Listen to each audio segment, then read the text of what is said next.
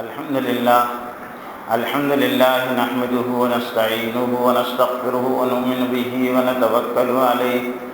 ونعوذ بالله من شرور أنفسنا ومن سيئات أعمالنا من يهد الله فلا مضل له ومن يضلله فلا هادي له وأشهد أن لا إله إلا الله وحده لا شريك له وأشهد أن سيدنا ومولانا محمدا عبده ورسوله الذي أرسله بالحق بشيرا ونذيرا وداعيا إلى الله بإذنه سراجا وقمرا منيرا أما بعد قال الله تعالى في كلامه المجيد أعوذ بالله من الشيطان الرجيم بسم الله الرحمن الرحيم الحج أشهر معلومات فمن فرض فيهن الحج فلا رفث ولا فسوق ولا جدال۔ محترم بھائیوں بزرگوں، حج کے جتنے اعمال ہیں ان کا تعلق عقل سے نہیں ہے، بلکہ وہ تمام اعمال جو حج کی کیفیت میں، حج کی حالت میں حاجی انجام دیتا ہے، وہ سارے کے سارے اعمال کا تعلق عشق و محبت، شیفتگی و وارفتگی اور ایک دھن اور ایک مستی اور ایک جذب کی کیفیت سے ہے، اس لیے کہ اللہ کے چند بندوں کے وہ چند مخصوص اعمال ہیں جو اللہ کے یہاں درجہ قبولیت تک پہنچے، اللہ تعالیٰ کو ایسے پسند آئے کہ اللہ تعالیٰ نے قیامت تک سارے انسانوں کو ان کی نقل کرنے کا حکم دے دیا۔ اس لیے حج کو اگر عقلی اعتبار سے اگر آدمی سوچے تو وہ عقل کے اعتبار سے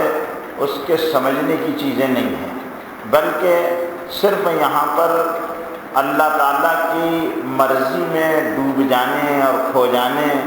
اور اس میں فنا ہو جانے کا نام عشق ہے، حج ہے، اور یہی عشق کا اصل مقصود اور منتہا ہوتا ہے۔ اللہ تعالیٰ نے حاجی کے لیے یہ حکم لگا دیا ہے کہ وہ حالت احرام میں آئے، یعنی حالت احرام جو ہے وہ کیا ہے؟ بہت ساری چیزوں کو جو اللہ تعالیٰ نے حلال کیا ہے ان کو حالت احرام میں حرام کر دیا گیا۔ جیسے ہم لوگ تکبیر تحریمہ جب کہتے ہیں نماز میں کھڑے رہتے ہوئے اور پہلی تکبیر، تو اس تکبیر کے کہتے ہی ہم پر بہت ساری جائز چیزیں بھی ناجائز ہو جاتی ہے اور ان کے کرنے کی ممانعت کر دی جاتی ہے۔ جیسے سلام کرنا سنت ہے اور اس کا جواب دینا واجب ہے۔ سلام کرنے والے نے سلام کیا، آپ حالت نماز میں سلام کا جواب نہیں دے سکتے۔ حضور اکرم صلی اللہ علیہ وسلم پر کا نام جب سنا جائے تو درود شریف کا پڑھنا واجب ہے، لیکن ایک آدمی حالت نماز میں اس واجب کی ادائیگی کا مکلف نہیں ہے، اس لیے کہ وہ حالت نماز میں ہے۔ اگر وہ حالت نماز میں نہیں ہوتا تو اس پر درود کا پڑھنا واجب ہو جاتا، اگر نہ پڑھتا درود شریف تو اس کے لیے وعید ہے کہ جس کے سامنے میرا بخیل ہے وہ شخص جس کے سامنے میرا نام لیا جائے اور وہ مجھ پر درود نہ بھیجے۔ اور درود شریف پڑھنے کی فضیلت یہ ہے کہ اللہ کے رسول صلی اللہ علیہ وسلم نے ارشاد فرمایا من صلی علیہ واحدۃ صلی اللہ علیہ عشرہ، جو مجھ پر ایک مرتبہ درود بھیجتا ہے اللہ تعالیٰ اس پر 10 مرتبہ درود بھیجتے ہیں۔ تو ہم نے ایک درود بھیجا، اللہ نے 10 درود بھیجے، ہم نے ایک سلام بھیجا، اللہ نے ہم پر 10 سلام بھیجے، تو ہمارا فائدہ ہے اس میں۔ تو ایسے جیسے کھانا، اللہ کہتا ہے کلو وشربو، کھاؤ پیو، تمہارے لیے کوئی قید نہیں ہے کھانے اور پینے کی، لیکن حالت نماز میں کھانے اور پینے سے نماز باطل ہوتی ہے۔ اس لیے کہ تکبیر تحریمہ اللہ اکبر کہنا جائز چیزوں کو بھی ناجائز کر دیتا ہے۔ رمضان میں بھی اللہ نے یہ مزاج بنایا کہ صبح صادق سے لے کر غروب آفتاب تک اللہ کے لیے جائز اور ناجائز تمام چیزوں سے جن سے منع کر دیا گیا ہے ان سے رک جانا۔ ایسی حالت احرام میں اللہ نے جن چیزوں سے منع کر دیا ہے ان چیزوں سے رکے رہنے کا نام احرام ہے۔ احرام کوئی مخصوص یعنی کپڑے پہن لینے پر ہی موقوف نہیں ہے، کیونکہ احرام علامت ہے بے سلے دو چادروں کا، لیکن اللہ تعالیٰ نے اس میں کچھ قیدیں لگائی ہے۔ احرام اپنے اوپر اللہ کی بہت ساری جائز چیزوں کو اب حالت احرام میں اپنے اوپر حرام کر لینے کا نام احرام ہے۔ جیسے خوشبو حلال ہے، اللہ کے رسول صلی اللہ علیہ وسلم کو خوشبو بہت پسند تھی، اور خوشبو انسانی مزاج اور انسانی طبیعت جو ہے وہ خوشبو کی طرف راغب ہوتی ہے، مائل ہوتی ہے۔ خوشبو ہر اچھا انسان خوشبو کو پسند کرتا ہے، لیکن احرام کی حالت میں خوشبو کا استعمال نہیں ہے۔ جون نہیں مار سکتے، ٹڈی کو نہیں مار سکتے، اور درختوں کو نہیں کاٹ سکتے۔ اس طرح بہت ساری چیزوں کو اللہ تعالیٰ نے حالت احرام میں منع کر دیا ہے کہ یہ حاجی کے کرنے کے کام نہیں ہے۔ اسی طرح سے جھگڑا نہیں ہے، اور بد کلامی نہیں ہے، اور بیوی کے ساتھ حالت احرام میں تعلق بھی نہیں ہے، نہ اس کے ساتھ بوسہ لینا ہے، نہ اس کا ہاتھ پکڑنا ہے، نہ اس کے ساتھ ایسی کوئی حرکت کرنا ہے جو شہوانی جذبات کو ابھارتی ہو۔ ان ساری چیزوں سے رکے رہنا اس کا نام احرام ہے۔ اب احرام علامت کے طور پر دو بیسلی چادریں، بھئی ہمارا مشاہدہ اور تجربہ یہ ہے کہ ہم جب دنیا کے بڑوں کے پاس جاتے ہیں تو عمدہ لباس پہنتے ہیں، اور احکم الحاکمین کے پاس جا رہے ہیں، بادشاہوں کے بادشاہ کے پاس جا رہے ہیں، مالک الملک کے پاس جا رہے ہیں، اپنے پیدا کرنے والے خالق و مالک کے پاس جا رہے ہیں، تو ہم لوگوں کا حال کیا ہونا چاہیے تھا؟ لیکن حالت کیا ہوتی ہے کہ ہم لوگ جب جاتے ہیں تو بیسلے کپڑے پہن کر جائیں، بیسلے کپڑے پہن کر جائیں۔ عقل سے اس کا کوئی تعلق نہیں ہے، دو چادریں ہوں، دونوں بیسلی ہوں، اور بدن پر کوئی سلا ہوا کپڑا نہ ہو، نہ انڈر ویئر پہن سکتے ہیں، نہ بنین پہن سکتے ہیں، نہ ٹوپی پہن سکتے۔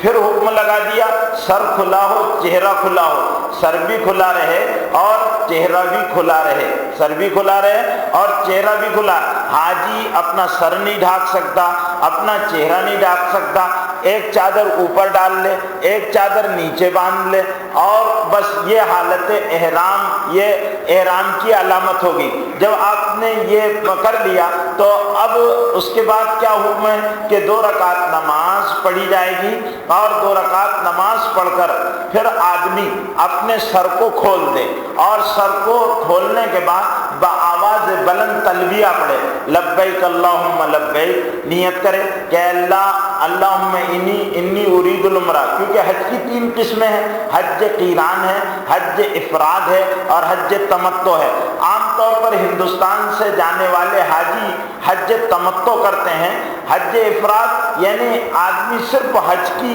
نیت سے جائے، اور احرام جو باندھے وہ صرف حج کا باندھے اور اس میں عمرے کو نہ ملائے۔ حج قیران یہ کہتے ہیں کہ آدمی احرام باندھے اور حج اور عمرہ دونوں کی نیتیں کرے، عمرہ کر لینے کے بعد وہ اپنا حلق نہیں کرائے گا اور اپنے احرام کو باقی رکھے گا، اور اسی حالت میں پابندیوں کے ساتھ وہ ایام حج کا انتظار کرے گا۔ پھر جب ایام حج شروع ہو جائیں گے تو مینا، مزدلفہ، عرفات، یہاں کے ارکان کی ادائیگی کے بعد جب وہ اپنا حلق کرائے گا رمی جمرات کے بعد، اس سے پہلے وہ رمی اپنا حلق نہیں کرائے گا۔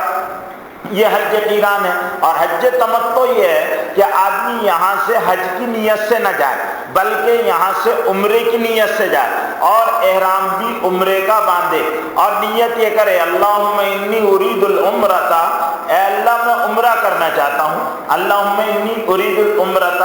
فتقبلہ منی، اے اللہ تو اس کو مجھ سے قبول کر لے، فتقبلہ منی ویسرہ لی، اور اس کو میرے لیے آسان کر دے۔ یہ کہے گا، پھر اس کے بعد 3 مرتبہ اپنے سر کو کھول دے گا اور بآواز آواز بلند لبیک اللہم لبیک لبیک لا شریک لک لبیک ان الحمد والنعمت والملک لا شریک لک، یہ بلند آواز سے 3 مرتبہ کہے گا۔ پھر اب حاجی پر یہاں سے عمرے کی احرام کی پابندیاں شروع ہو گئی، نہ وہ اپنے بالوں میں کنگھی کرے، نہ کھجلائے، نہ خوشبو لگائے، نہ خوشبودار چیزوں کو استعمال کرے۔ خوشبو کی چیزیں استعمال جیسے پیپسی نہ پیے، کوکو کولا نہ پیے، کسی قسم کے مشروبات نہ پیے، وہ کھانا جس میں زعفران وغیرہ کی خوشبو ڈالی گئی ہو یا عرق کے گلاب و عرق و کیوڑا ڈالا گیا ہو اور وہ خوشبو کھانے کی خوشبو پر غالب آ گئی ہو، اس کے کھانے سے بھی اجتناب اور پرہیز کرے۔ اسی طرح ہوائی جہاز میں بیٹھنے کے بعد ہوائی کمپنیوں کی طرف سے ایک پیپر دیا جاتا ہے جس میں خوشبو ہوتی ہے جو ہاتھ پوچھنے کے لیے دیا جاتا ہے، اس کے استعمال سے بھی باز رہے۔ ہوائی جہاز میں بیٹھنے کے بعد مختلف قسم کے مشروب دیے جاتے ہیں، ان کو بھی استعمال کرنے سے باز رہے۔ پاخانہ کرنے کے بعد بعض لوگوں کی عادت ہوتی ہے وہ ہاتھ صابن سے دھوتے ہیں، ہاتھ صابن سے اگر کسی نے دھو لیا حالت احرام میں اور پورا عضو دھل گیا تو اب اس کو دم دینا پڑے گا، اس لیے کہ احرام کی پابندی کے خلاف اس نے کام کر دیا ہے۔ اسی طرح اپنے سر کو کھلا رکھے، اگر سر کو بڑے حصے میں یعنی کافی دیر تک اس نے ڈھانپ دیا تو اس کو دم دینا پڑے گا، سر کھلا رکھے۔ البتہ عورتوں کے لیے یہ ہے کہ عورتوں کا احرام کوئی مخصوص احرام نہیں ہے، ان کے اپنے بدن کے جو کپڑے سلے ہوئے ہوتے ہیں عورتیں صرف وہ پہنے گی، اپنے بالوں کو اچھی طرح سمیٹ کر ان کو باندھ لے گی تاکہ بال کھلے نظر نہ آئے اور بالوں کو کھلا نہ رکھے۔ اللہ تعالیٰ نے یہاں بالوں چہرے کو جو چھپانے کی چیز ہے اللہ نے حالت احرام میں اس کو کھولنے کا حکم دیا لیکن بالوں کو ڈھانکنے کا حکم دیا۔ تو جب حج جیسی عبادت میں اور نماز جیسی عبادت میں عورتوں کے لیے ضروری ہے کہ وہ اپنے بالوں کو اچھی طرح سے مضبوطی سے باندھ کر رکھے تاکہ وہ بکھرنے نہ پائے، ٹوٹنے نہ پائے اور بالوں پر پرائے مردوں کی نگاہ نہ پڑے، تو یہ غور طلب بات ہے۔ ہمارے معاشرے میں جو برہنگی آ رہی ہے اور عورتیں کھلے سر گھومتی ہے اور کھلے بالوں کو کھلا رکھتی ہے، گھر میں بھی غیر ارادی طور پر اپنے آنچل کو اور اپنے دوپٹوں کو اتار کر رکھ دیتی ہے۔ آج کل تو دوپٹے بھی ایسے نکل گئے جس میں سے بال نظر آتے ہیں، تو یہ ساری چیزوں پر خیال دینے کی ضرورت ہے عورتوں کے لیے بھی کہ وہ اپنے بالوں کو اچھی طرح سے باندھ کر رکھے۔ چہرہ البتہ عورتیں کھلا رکھے گی، لیکن چہرہ کھولنے کا مطلب عورتوں کا یہ نہیں ہے کہ وہ اجنبی مردوں سے پردہ نہ کرے۔ یہ نہیں ہے کہ بس اب چہرہ کھل گیا ہے تو عورتوں کو پرمیشن مل گیا کہ جن مردوں کے سامنے چاہیں اپنا چہرہ کھول کر گھومتی پھریں، نہیں، یہ نہیں ہے۔ حضرت عائشہ صدیقہ رضی اللہ تعالی عنہ فرماتی ہیں کہ ہم حالت احرام میں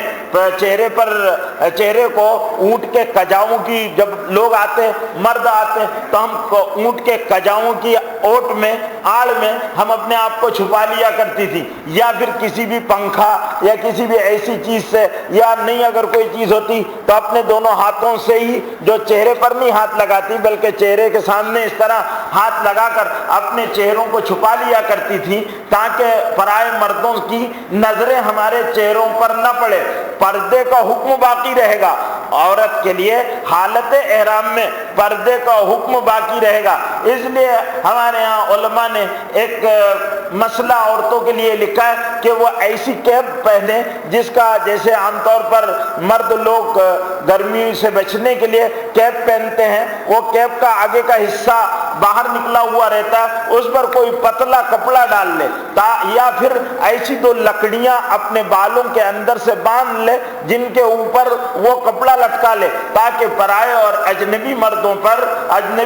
کی نگاہ عورت پر نہ پڑے۔ باقی عورت جو ہے وہ اپنے بال نہیں کھرچے گی، بال کو نہیں آراستہ کرے گی اور اسی طرح سے خوشبو کا استعمال وہ بھی نہیں کرے گی، یہ ساری چیزیں۔ اور مرد عورت ایک دوسرے کے لیے حالت احرام میں طواف زیارت تک حرام رہیں گے۔ ہاں عمرے کی نیت اگر کرنے تو عمرہ کرنے کے بعد پھر مرد عورت ایک دوسرے کے لیے حلال ہو جائیں گے، اور پھر ان کے لیے جب حج کا موسم شروع ہوگا تو پھر جب وہ احرام باندھ لیں گے تو حالت احرام میں پھر وہ ایک دوسرے کے لیے، میاں بیوی اگر سفر کر رہے ہیں تو حالت احرام میں پھر وہ ایک دوسرے کے لیے ویسے ہی حرام ہو جائیں گے، اور پھر یہ حرمت باقی رہے گی جب تک کہ آدمی حج کا ایک فرض طواف زیارت ہے جو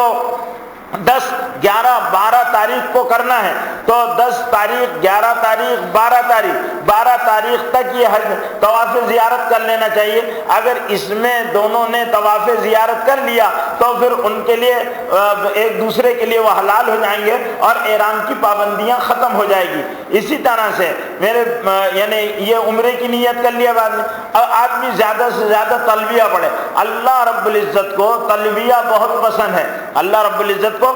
تلبیہ پسند ہے۔ حدیث میں آتا ہے کہ سب سے زیادہ اللہ کو وہ حج پسند ہے جس میں کثرت سے تلبیہ پڑھا جائے اور کثرت سے قربانی دی جائے، دم دیا جائے، تو وہ اللہ کو بہت پسند ہے۔ حدیث کے الفاظ ہے الحج العج والسج، کہ حج وہ ہے جس میں کہ تلبیہ خوب کثرت سے پڑھا گیا ہو اور خوب کثرت سے خون بہایا گیا ہو، یعنی جانور قربان کیے گئے ہوں۔ حضور اکرم صلی اللہ علیہ وسلم نے حجۃ الوداع کے موقع پر 63 اونٹ قربان کیے تھے، 63 اونٹ قربان کیے تھے حضور صلی اللہ علیہ وسلم کے حجۃ الوداع میں۔ اور آپ صلی اللہ اونٹوں کو قربانی کا طریقہ یہ ہے کہ ان کو نہر کیا جاتا ہے اور ایک بڑے بھالے کے ذریعے سے بسم اللہ اللہ اکبر کہہ کر ان کے دونوں پیروں کے پاس گردن کے نیچے بھالا بسم اللہ اللہ اکبر کہہ کر مارا جاتا ہے، جس کی وجہ سے وہ گر جاتا ہے، اور دوسرے جانوروں کی شہرک کاٹی جاتی ہے، ان کی گردن پر چھری پھرائی جاتی ہے۔ یہ اس کے ذبح کرنے کا اور نہر کرنے کا طریقہ اللہ تعالیٰ نے بتایا۔ حضور اکرم صلی اللہ علیہ وسلم کو اللہ تعالیٰ نے سورہ کوثر میں ارشاد فرمایا انا اعطیناک الکوثر، ہم نے آپ کو خیر کثیر عطا فرمایا ہے۔ اور مفسرین نے الکوثر کی تفسیر میں مختلف اقوال نقل کیے ہیں۔ الکوثر سے مقام کوثر جو جنت میں حضور اکرم صلی اللہ علیہ وسلم کے لیے ایک مخصوص ہے حوض ہے، اس کو بھی بعض لوگوں نے شمار کیا ہے، بعض لوگوں نے قرآن کریم، بعض لوگوں نے اسلام اور دین اس کو الکوثر کے لفظی معنی خیر کثیر کے ہوتے ہیں۔ انا اعطیناک الکوثر، ہم نے آپ کو کوثر عطا کیا ہے، خیر کثیر عطا کیا ہے۔ اور اس میں بعض مفسرین نے تمام چیزوں کو جمع کر دیا ہے، یعنی دین اسلام بھی ہے، قرآن کی نعمت بھی ہے، فتوحات بھی جو حضور اکرم صلی اللہ علیہ وسلم کو اللہ تعالیٰ نے عطا فرمائی وہ بھی شامل ہے، اور حوض کوثر اور وہ مقام محمود جو حضور اکرم اللہ تعالیٰ اپنے کسی ایک نبی کو عطا کریں گے، اور حضور اکرم صلی اللہ علیہ وسلم نے اپنی امت سے درخواست کی ہے کہ میری امت اللہ سے مقام محمود میرے لیے مانگے۔ اسی لیے اذان کے بعد اور اقامت کے درمیان کا جو وقت ہوتا ہے، علامہ جزری رحمۃ اللہ علیہ لکھتے ہیں کہ یہ قبولیت دعا کا وقت ہوتا ہے۔ جب اذان کہہ دی جائے تو اقامت کہنے تک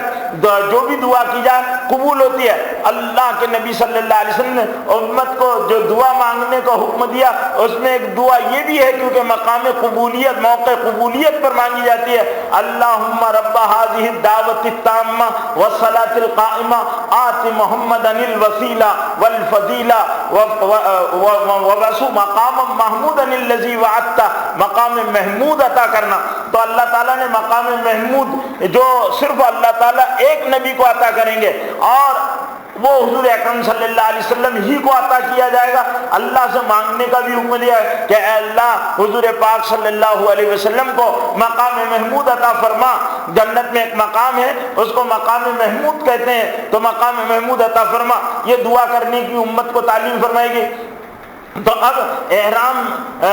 باندھ لیا تو زیادہ سے زیادہ تلبیہ پڑھے اور خوب کثرت تلبیہ کی کرے، اور تلبیہ کے الفاظ کو اور اس کے معنی کو اچھی طرح ادا کرتے ہوئے اس کے معنی کو ذہن میں رکھے۔ لبیک حاضر ہوں، لبیک اللہم لبیک، اے اللہ حاضر ہوں، لبیک اللہم لبیک، لبیک لا شریک لک لبیک، حاضر ہوں تیرا کوئی شریک نہیں، حاضر ہوں، لبیک اللہم لبیک، لبیک لا شریک لک۔ اب یہاں یہ لا شریک لک کیوں کہا کہ اے اللہ میں نے وہ ظاہری شرک جس سے آدمی مشرک ہو جاتا ہے ان سے بھی توبہ کی ہے، بتوں کی اوثان کی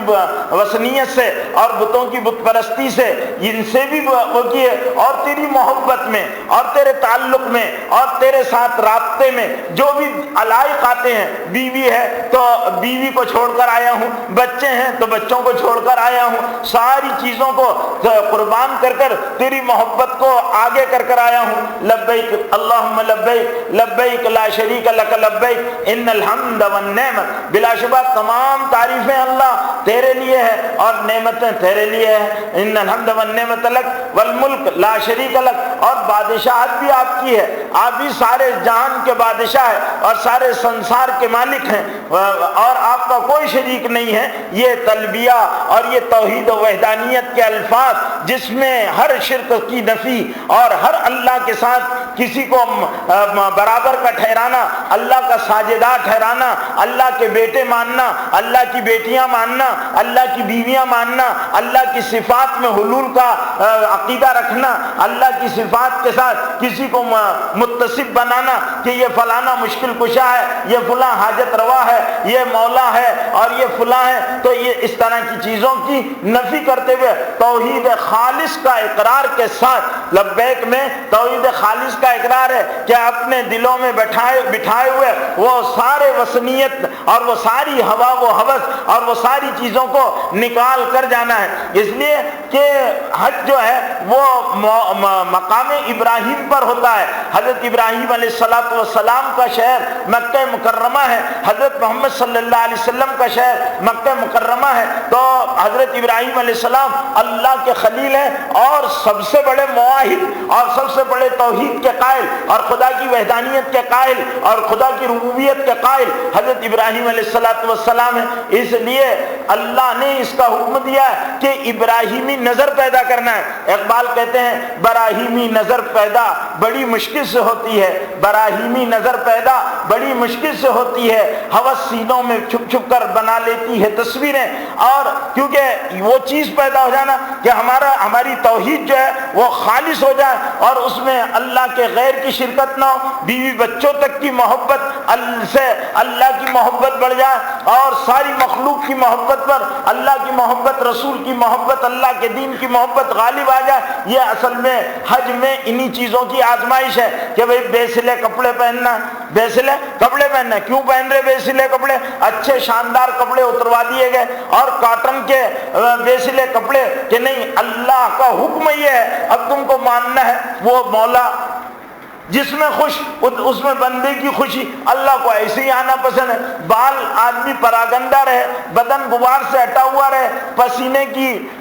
بھی آ رہا ہے، سفر میں ظاہر بات ہے کہ مشقت ہوتی ہے تو پسینہ بھی بدن سے بہ رہا ہو تو اس کی بو بھی آ رہی ہو اور مٹی وغیرہ سے اور بو بڑھ گئی ہو، لیکن یہی حالت اللہ کو پسند ہے پراگندہ حالی کی، کیونکہ جب تک مجنونانہ کیفیت حاجی پر سوار نہیں ہوگی اس کو حج کی لذتیں حاصل نہیں ہوگی۔ مجنون بن جائے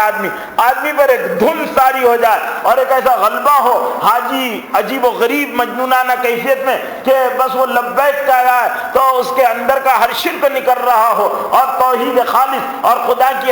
صمدیت، اس کی احدیت، اس کی وحدانیت، اس کی ربوبیت اور اس کی تمام صفات جن کا وہ مالک ہے وہ ساری صفات کا اس کو استحضار ہو اور اللہ کا مذاکرہ اس نے ایسا کر لیا ہو کہ اللہ کی ذات اس کے سامنے ایسی مستحکم طور پر آ گئی ہو کہ وہ اللہ کی احدیت اور ربوبیت اور وحدانیت کو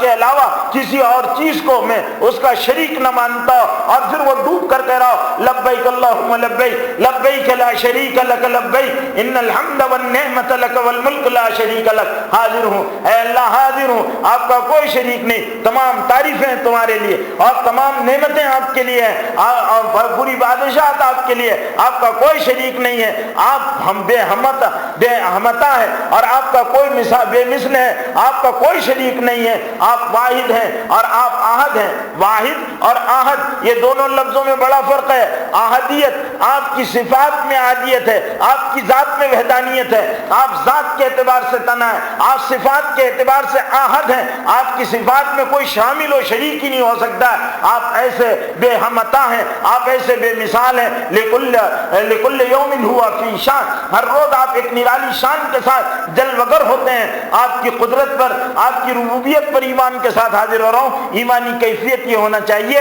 اس کا نام حج ہے، اس کا نام تلبیہ کہنا ہے، تلبیہ اس انداز میں آدمی کہہ رہا ہو، اور اس پر پھر جیسے جیسے اس کی منزل آگے بڑھ رہی ہو تو حاجی پر جذب کی، وارفتگی کی، محبت کی، دیوانے پن کی، پاگل پن کی کیفیت ایک دم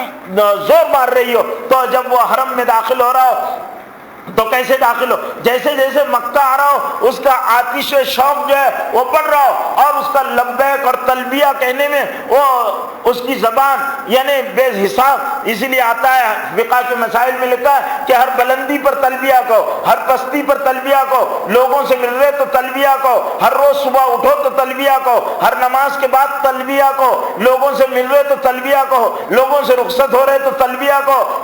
حاجیوں کے وفود نظر آ رہے ہوں آتے ہوئے جماعتیں تو بآواز بلند تلبیہ کو، ہر وقت تلبیہ کو، جہاز میں سے اتر رہے تو تلبیہ کو، اور مکہ مکرمہ نازل آ رہا تو تلبیہ کو، بیت اللہ نظر آ رہا تو تلبیہ کو، اذان کے بعد تلبیہ کو، ہر وقت تلبیہ کو، اور یہی بس صدا ہو، سارے لوگ چاہے جاپانی ہو، چاہے چینی ہو، چاہے ہندوستانی ہو، چاہے ملیشیا کا رہنے والا ہو، چاہے اس کی زبان کوئی ہو، ملائی بولتا ہو یا ہندی بولتا ہو یا انگریزی بولتا ہو یا عربی بولتا ہو، سب کو بولنا ایک ہی کلمہ ہے، لباس سب کا ایک ہے، کلمہ سب کا ایک ہے، رخ سب کا ایک ہے، مقصد سب کا ایک ہے، دھن سب کی ایک ہے، لبیک اللہم لبیک لبیک لا شریک لک لبیک ان الحمد والنعمت والملک لا شریک لک، یہ ہے حج۔ اور اسی دھن کے ساتھ جب وہ جا رہا ہو تو اس کے سامنے اللہ کا شہر آ جائے مکہ مکرمہ،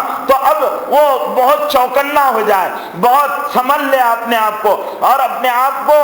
یعنی کہ اپنے آپ کو بالکل تیار کر لے کہ زندگی کی سب سے بڑی خواہش اور سب سے بڑی تمنا اور سب سے بڑی عبادت اور سب سے بڑا مقصد پورا کرنے کے لیے آیا، تو جب وہ آئے تو اس کے حدود میں اس کے آداب کی رعایت کرے۔ میرے بھائیو، علماء نے لکھا ہے کہ مکے میں اور مدینے میں گناہ کے ارادے پر بھی پکڑ ہوتی ہے، یہاں گناہ کا ارادہ کرنے پر پکڑ نہیں ہوتی جب تک کہ گناہ سرزد نہ ہو جائے۔ آدمی گناہ کرے گا تو اللہ گرفت کریں گے اور گناہ لکھا جائے گا، لیکن وہاں گناہ کرنے پر بھی پکڑ ہوتی ہے، گناہ کے ارادے پر بھی پکڑ ہوتی ہے۔ اس لیے اب سمجھ جائے اور اپنے آپ کو اس طرح کہ سب کے اللہ کے گھر جا رہا، اللہ کا مہمان ہے، اللہ کے گھر جا رہا، تو اپنی زندگی کی جب کسی بڑے کے یہاں جاتے ہیں تو اپنی حیثیت کے اعتبار سے عمدہ اور بڑھیا تحفہ لے کر جاتے ہیں۔ اللہ کے لیے ہم کیا تحفہ لے کر جا رہے ہیں؟ تو اپنی عبادتوں اور اپنی بندگیوں اور اپنی نیاز مندیوں اور اللہ سے اپنی محبتوں اور اپنے عشق اور اپنی بے پایا اللہ سے تعلق کی کو لے کر وہاں پر جائے، اور یہیں سے اس کا تعلق اتنا استوار ہو چکا ہو اور ایسا بڑھ چکا ہو کہ جب حاجی وہاں جا رہا ہو تو وہ اپنے آپ پر قابو نہ پا سکے، یہ پورے محبت سے اور پورے جذبات میں، جذبات کی زیادتی میں اس کی آنکھیں آنسو آ رہی ہو، اس کا دل دھڑک رہا ہو، اس کے قدم لرز رہے ہوں اور اس کا بدن کانپ رہا ہو اور اس کا عجیب حال ہو چکا ہو۔ یہ ہے حج میں مکے میں داخل ہونے کی کیفیت۔ جب مکے میں داخل ہو جائے اور خانہ کعبہ پر نظر پڑے تو خانہ کعبہ کو اللہ نے عظمت کا لباس پہنا رکھا ہے، تو آدمی اس کو دیکھے تو دیکھنے کے بعد دعا مانگے اللہ سے۔ وہ اللہ کے گھر کی پہلی نظر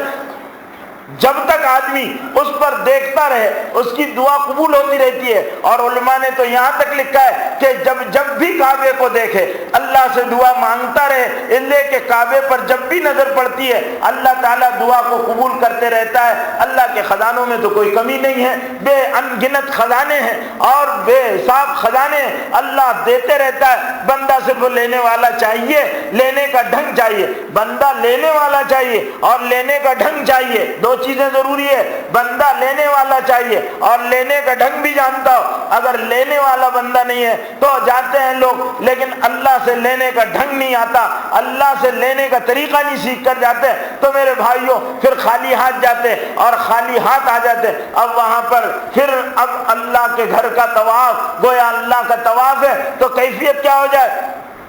کہ آدمی مستانوں کے جیسا چلے، ایک کیفیت ہے اس پر، اور وہ اپنے آپ میں نہیں ہے، اس کیفیت میں، اور وہ صرف 3 چکروں میں ہے، اس کو رمل کہتے ہیں، اکڑ کر پہلوانوں کی طرح، یعنی بس اب میرا محبوب مجھے مل گیا ہے، تو جیسے نئی شادی ہوتی ہے تو دلہا کیسے مست ہوتا ہے، اس طرح حاجی اس وقت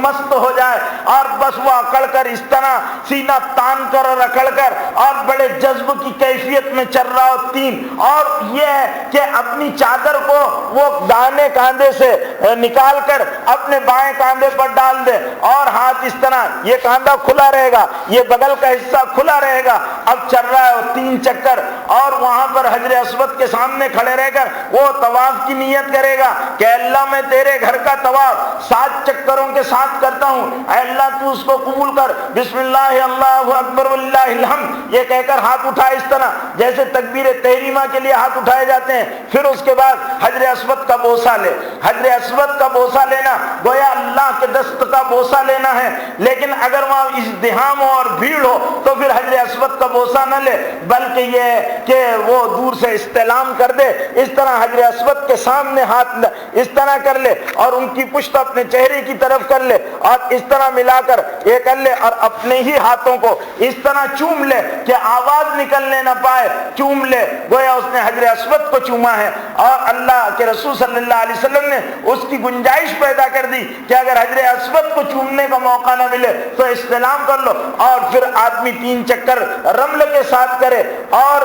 رمل کے ساتھ کرے، اور 7 چکروں میں استباق کرے، یعنی اپنے یہ کاندھوں کو کھلا رکھے، اور اس میں جو بھی دعائیں آتی ہے ان دعاؤں کو پڑھتا رہے، البتہ رکن یمانی سے رکن حجر تک یعنی حجر اسود تک ربنا آتنا فی الدنیا اور سوم کلمہ پڑھنا مسنون لکھا ہے۔ باقی جو کتابوں میں دوسری دعائیں جو علماء نے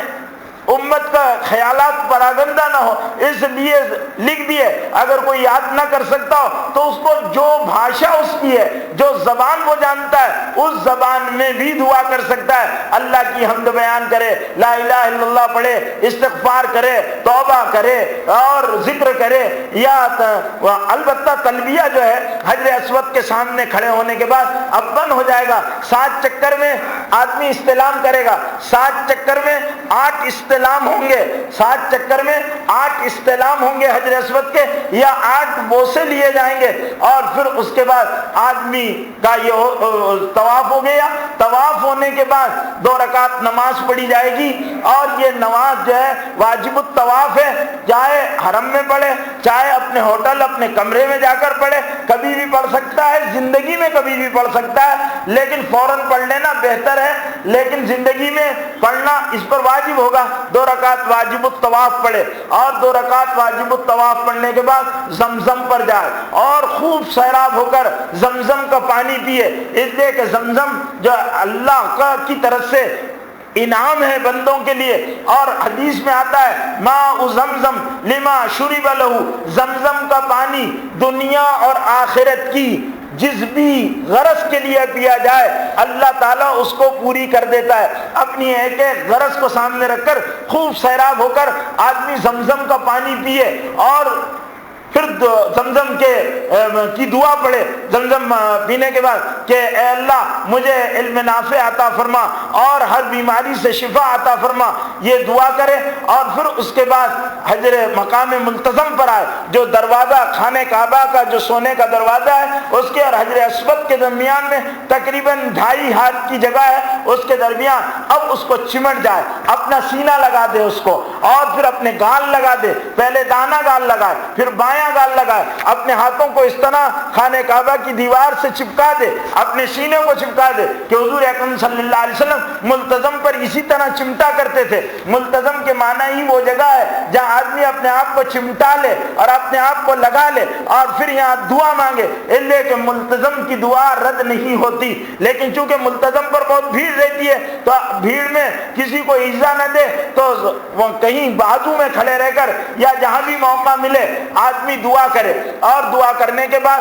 پھر جائے صفا اور مروہ پر، کیونکہ صفا اور مروہ شاعر اللہ ہیں، اور اللہ نے قرآن میں فرمایا ان الصفا والمروة من شعائر اللہ فمن حج البیت او اعتمر فلا جناح علیہ ان یطوف بہما ومن تطوع خیرا فان اللہ شاکر علیم، کہ بلا شبہ صفا اور مروہ اللہ کی نشانیوں میں سے ہے، شاعر اللہ میں سے ہے، ان کا احترام بھی ضروری ہے۔ تو اب سیدھا حجر اسود پر صفا پر جائے، صفا پر جانے سے پہلے 90 مرتبہ استعلام کرے، حجر اسود کی طرف اشارہ کرے اور پھر جا کر صفا پہاڑی پر چڑھے۔ اگر چڑھنا ممکن ہو تو یعنی اگر وہاں بھیڑ نہ ہو تو اوپر چڑھ جائے اور پھر خانہ کعبہ کی طرف رخ کرے اور وہاں پر یہ آیت پڑھے ان الصفا والمروة من شعائر اللہ فمن حج البیت او اعتمر فلا جناح علیہ ان یطوف بہما ومن تطوع خیرا فان اللہ شاکر علیم، اور چوتھا کلمہ پڑھے لا الہ الا اللہ وحدہ لا شریک لہ لہ الملک ولہ الحمد یحیی ویمیت وہو علی کل شیء قدیر، یہ پڑھے اور پھر اس کے بعد جی لگا کر دعا کرے، اس لیے کہ صفا پر دعائیں قبول ہوتی ہے۔ پھر صفا سے مروہ وانیت کرے کہ اے اللہ میں صفا اور مروہ کے درمیان میں 7 چکروں کے ساتھ صحیح کرتا ہوں، اے اللہ تو اس کو ایسے قبول فرما جیسے تو نے حضرت ابراہیم علیہ السلام سے حضرت محمد صلی اللہ علیہ وسلم سے قبول فرمایا، اور پھر اس کے بعد صفا سے اتر کر مروہ کی طرف چلتا جائے۔ اور اب یہاں پر استباء یا رمل کی ضرورت نہیں، رمل پہلے 3 چکروں میں کرنا سنت ہے اور بعد کے چکروں میں 4 چکروں میں نہ کرنا سنت ہے۔ اگر کوئی پہلے چکروں میں بھول گیا تو پھر بعد کے چکروں میں نہیں کرے گا، البتہ استباء جو ہے وہ 7 چکر میں رہے گا، لیکن صحیح میں پھر اپنی چادر کو برابر کر لے اور پھر اس کے بعد صفا کی طرف چلے۔ وہاں پر 2 ہری بتیاں جلتی ہے، ان کو میلین اخضرین کہتے ہیں، کیونکہ یہاں حضرت ہاجرہ علیہ السلام دوڑی تھی، تو اس لیے مرد دوڑیں گے، عورتیں نہیں دوڑے گی۔ عورتوں کی طرف سے حضرت ہاجرہ دوڑ چکی، عورتوں پر دوڑنا نہیں ہے، بلکہ ان کے لیے یہ ہے کہ وہ اپنی نسوانی چال سے پوری متانت اور پردے کا خیال رکھتے ہوئے عورتیں چلے گی، اور مرد ذرا تیز دوڑنے کا مطلب لوگوں ایسے دوڑتے جیسے بولنگ کرنے کے لیے آ رہے، اس طرح نہیں دوڑنا ہے، بلکہ اپنی رفتار کو تیز کر دے، اس کو عربی میں صحیح کہتے ہیں، تیز رفتار کے ساتھ اتنے علاقے میں وہ چلے جائے۔ پھر اس کے بعد مروہ پر چڑھے اور مروہ پر چڑھنے کے بعد رخ خانہ کعبہ کی طرف کر دے اور یہاں بھی خوب جی لگا کر دعا کرے۔ اس طرح ایک چکر ہو گیا، پھر مروہ سے صفا کی طرف آئے، یہ دوسرا چکر ہو جائے گا، یہ ایسے 7 چکر۔ بعض لوگ یہ سمجھتے ہیں کہ صفا مروہ مروہ صفا ایک چکر، اور اس طرح 14 چکر لگا لیتے ہیں اور اپنے آپ کو تھکا لیتے ہیں۔ وہ تقریباً 3.5 کلومیٹر کا رقبہ ہے، تو اس میں صرف 7 ہی چکر کرنا ہے، صفا سے مروہ 1، مروہ سے صفا 2، صفا سے مروہ 3، مروہ سے صفا 4، اس طرح 7 چکر آدمی کرے گا، اور پھر اس کے بعد آدمی نائی کے پاس جائے اور اپنا حلق کرا لے، اور یا پھر اپنا قصر کرائے۔ قصر کرانے میں بعض لوگوں کا دیکھا دیکھی لوگ کرتے ہیں، کچھ ادھر سے بال کاٹ دیے، کچھ ادھر سے کاٹ دیے، نہیں میرے بھائیوں، جب ساری مرغوبات کو اور محبوبات کو حضرت ابراہیم علیہ السلام نے اللہ کے لیے چھوڑ دیا تھا، کیا ہم بالوں کو اللہ کے لیے قربان نہیں کر سکتے؟ افضل یہ ہے کہ حلق کرائے، اگر حلق نہیں کراتا تو تمام طرف سے بالوں کو لے کر ان کا قصر کرے، ان کو چھوٹا کرے، کہ یہ اللہ کو پسند ہے۔ اللہ نے قرآن میں حکم دیا کہ ان تحلقوا رؤوسکم، تم اپنے سروں کا حلق کراؤ یا پھر ان کو مقصر یا قصر کراؤ، تو ان کو کاٹ دو۔ عورتوں کے لیے یہ کہ عورتیں اپنے بالوں کو سب طرف سے لے کر اس طرح انگلی پر لپیٹ لے اور ایک پیچ مار دے، اور اس کے بعد وہ اپنے بالوں کو کاٹ لے۔ صرف اتنے ہی بال عورتیں، لیکن بال تمام طرف سے لے کر انگلی پر لپیٹ کر عورت کاٹ لے گی، عورت کا حلق ہو گیا، عورت کا قصر ہو گیا۔ عورت کے لیے حلق کرانا حرام ہے، عورت کے لیے حلق کرانا حرام ہے، عورت کے لیے قصر ہے، مردوں کے لیے افضل حلق ہے، مردوں کے لیے قصر کی بھی اجازت ہے، چاہے وہ حلق کرائے چاہے وہ قصر کرائے۔ اب احرام کی پابندی ختم ہو گئی، اب آدمی مکے میں رہے، جب حج کا ایام شروع ہو جائے تو حج میں 3 فرض ہے، احرام فرض ہے، وقوف عرفات فرض ہے، اور حج طواف زیارت فرض ہے۔ یہ 3 فرض ہیں، اس کے علاوہ دیگر چیزیں جو ہیں وہ واجبات حج میں سے ہیں۔ تو آدمی 8 ذی الحجہ کو ظہر کے وقت مینا میں پہنچ جائے، 8 ذی الحجہ کو مینا کے اندر پہنچ جائے، اور ظہر کی نماز مینا کے اندر پڑھنا سنت ہے۔ اور وہاں پر 5 نمازیں ایک رات گزار کر 5 نمازیں یعنی ظہر، عصر، مغرب، عشاء اور فجر یہ مینا کی وادی میں پڑھنا سنت ہے اور رات گزارنا مینا میں سنت ہے۔ اور یہاں پر آدمی تلبیہ پڑھے گا، یہاں کچھ کام نہیں ہے، بس 5 نمازیں پڑھی جائے گی اور بس لوگوں سے ملاقاتیں ہوں گی اور دین کا اگر درد ہے، فکر ہے، لوگوں کی اصلاح کا کام ہوگا۔ اور امت کے مختلف لوگوں کے درمیان میں جو حج کا ایک مقصد اجتماعیت اور وحدت امت کی ایک عجیب عالمی تشکیل ہے، تو اس کے اعتبار سے آپ مختلف علاقوں، مختلف ملکوں، مختلف سماجوں، مختلف ذہنیتوں، مختلف زبانوں کے لوگوں کے درمیان میں ایک اسلامی اخوت کا مظاہرہ کریں گے۔ اپنا کھانا ان کو کھلاؤ، ان کے ساتھ بیٹھ کر کھانا کھاؤ، ان کی مزاج پرسی کرو، وہ یہ ساری چیزیں اور اذکار لا یعنی اور غیر ضروری چیزوں میں مبتلا نہ ہو، یہ ہے۔ پھر جب 9 تاریخ کی فجر ہو جائے، 9 ذی الحجہ، یہ تو یہاں سے آدمی پیدل عرفات کے میدان میں جانا افضل ہے، پیدل عرفات کے میدان میں، لیکن ازدحام ہو، کھو جانے کا خطرہ ہو، راستے سے ناواقفیت ہو، ساتھ میں ضعیف لوگ ہوں، تو سواری کے ذریعے سے یا پیدل 9 ذی الحجہ کو زوال سے پہلے تک یا زوال تک عرفات کے میدان میں پہنچ جائیں۔ عرفات کے میدان میں زوال کے بعد اذان دی جائے گی اور اذان دینے کے بعد اب یہ وقوف عرفات جو ہے یہ حج کا سب سے بڑا فرض ہے۔ 9 تاریخ کو حاجی روزہ نہیں رکھے گا اور حاجی جو لوگوں کے لیے 9 عرفہ ہے اس دن ان کے لیے روزے کی بڑی فضیلت آئی ہے۔ رمضان کے روزوں کے بعد سب سے بڑا روزہ 9 تاریخ عرفے کا روزہ ہے، لیکن حاجی کے لیے روزہ نہیں ہے، حاجی روزہ نہیں رکھے گا۔ اب یہاں عرفات کے میدان میں آدمی کھڑے رہ کر خوب تلبیہ کہے، خوب تلبیہ پڑھے اور اس کے بعد جب زوال ہو جائے راستوں میں بھی تلبیہ کی کثرت ہو، باتیں ادھر ادھر نہ کریں، یا اذکار کریں یا تلاوت کریں یا دعائیں مانگیں۔ جب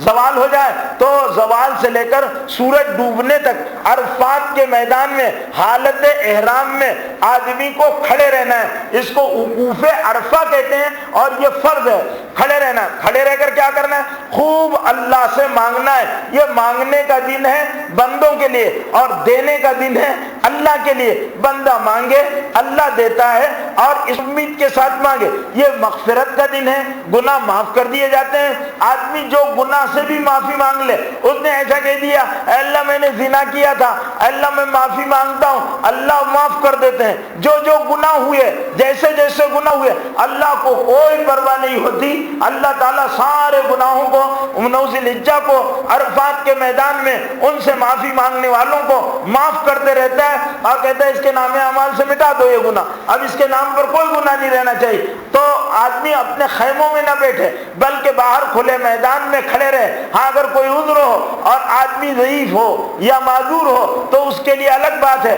ورنہ کھلے میدان میں آدمی کھڑے رہے اور کوشش یہ کرے کہ جبل رحمت کے قریب میں آدمی وقوف عرفہ کرے۔ وہاں امام جو ہے امیر یعنی اگر وقت کا بادشاہ اگر وہاں خطبہ دیتا ہے اور یا اس کا نائب یا اس کا مقرر کردہ کوئی آدمی نمائندہ آ کر نماز پڑھاتا ہے تو نماز میں اس کے ساتھ شریک ہوگا آدمی، اور یہاں پر ظہر اور عصر ملا کر پڑھی جائے گی، ایک اذان 2 اقامتوں کے ساتھ، اور وہاں امام خطبہ دے گا۔ خطبے کے بعد دعا ہوگی، آدمی خوب دعا کرے اور غروب تک دعا کرے، جانے کی عرفات کے میدان سے جلدی نہ کرے، اس لیے کہ عرفات کے میدان کو وہاں کی انتظامیہ بند کر دیتی ہے۔ آدمی اگر نکلنا بھی چاہے تو جب تک طبلہ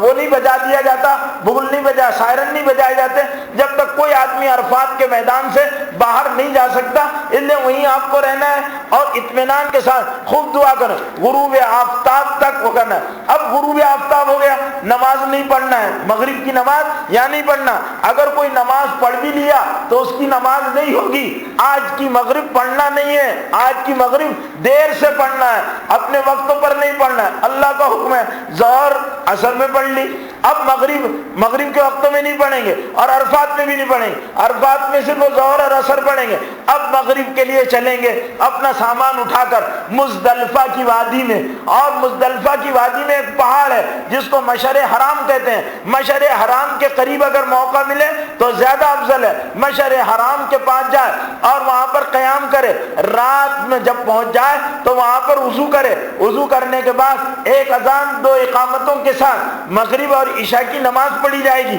اذان دی جائے گی، اگر جماعت کے ساتھ پڑھ سکتے ہیں تو بہت بہتر ہے کیونکہ وہاں اپنی اپنی جماعتیں بنائی جاتی، یا انفرادی طور پر نماز پڑھے، اور اگر مسافر مقیم ہے مسافر ہے تو قصر کرے، مقیم ہے تو اپنی پوری نمازیں وہاں پر پڑھے جیسے اس کے حالات رہے، پھر اس کے بعد عشاء کی نماز فوراً پڑھے۔ کوئی آدمی اگر مغرب کے یعنی عشاء کا وقت شروع نہیں ہوا اور وہ عرفات کے مزدلفہ میں پہنچ گیا، تب بھی اس کو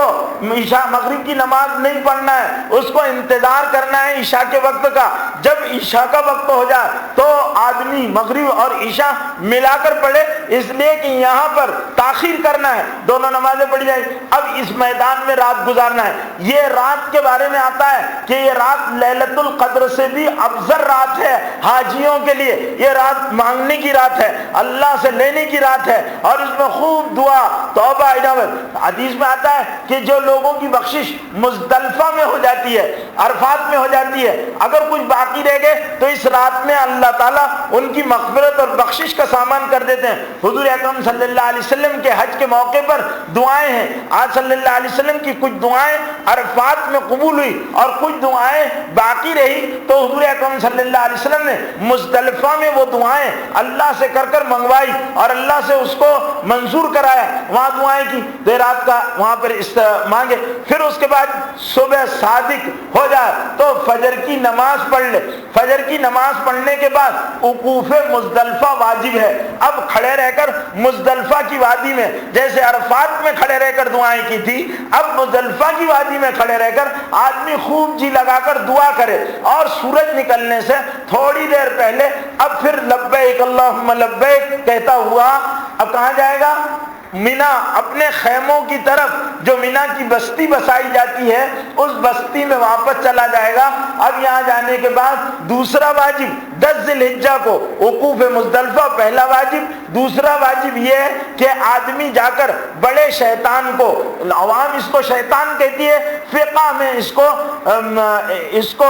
جمرہ کہا جاتا ہے، جمرۃ الاولیٰ، جمرۃ الوسطیٰ اور جمرۃ العقبہ، یہ 3 جمروں کے نام ہیں۔ تو ان جمروں میں سے آج کے دن صرف بڑے شیطان کو، بڑے جمرے کو ہی کنکر مارے جائیں گے۔ کنکر آدمی مزدلفہ کے میدان سے چن لے، اگر بہتر ہے، اگر نہ ہو تو مینا میں سے بھی پتھر اٹھا سکتا ہے، چھوٹی چھوٹی کنکریاں چنے کے برابر یا تھوڑی بیر کے برابر یا چنے کے برابر، اس طرح کی کنکریاں، اور یہ کنکریاں 3 دن مارنا ہے آپ کو۔ پہلے دن آپ کو 7 کنکری مارنا ہے تو 7 کنکری وہاں سے لے لے، اور پھر ہر روز 3 دن مارنا ہے تو اس کے اعتبار سے جو 3 کے حساب سے ہوتا ہے، ایسی تقریباً 72 کنکریاں اپنے پاس اپنی تھیلی میں لے لے۔ کنکریوں کو دھونے ہونے کی ضرورت نہیں ہے، بس وہ کنکریاں اٹھا لی جائے، ایک تھیلی میں رکھ لی جائے، 7 کنکریاں لے جا کر بڑے شیطان کو ماری جائے گی، اور وہاں نیت